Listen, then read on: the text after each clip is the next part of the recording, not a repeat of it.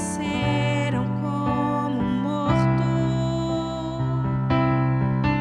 e tornei-me como um vaso espedaçado. Ó Pai, em tuas mãos eu entrego o meu espírito. A voz, porém, ó meu Senhor, eu me confio e afirmo que só vós sois o meu Deus. Eu entrego em vossas mãos o meu destino.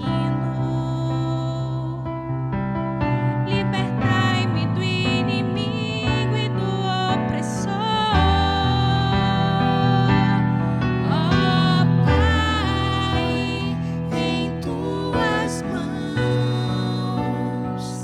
eu entrego o meu espírito.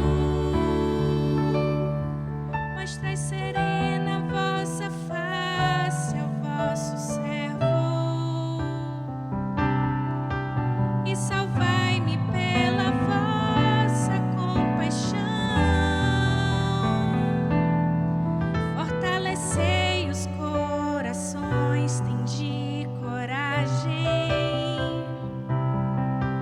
Todos vós que ao Senhor vos confiais. Ó Pai, em tuas mãos eu entrego o meu espírito.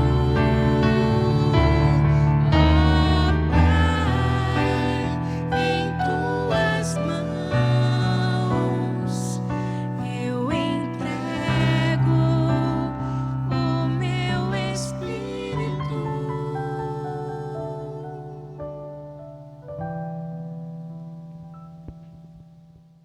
Fala, galera da Glória! O projeto Ao Som da Glória está no ar e contamos com você e com a sua família.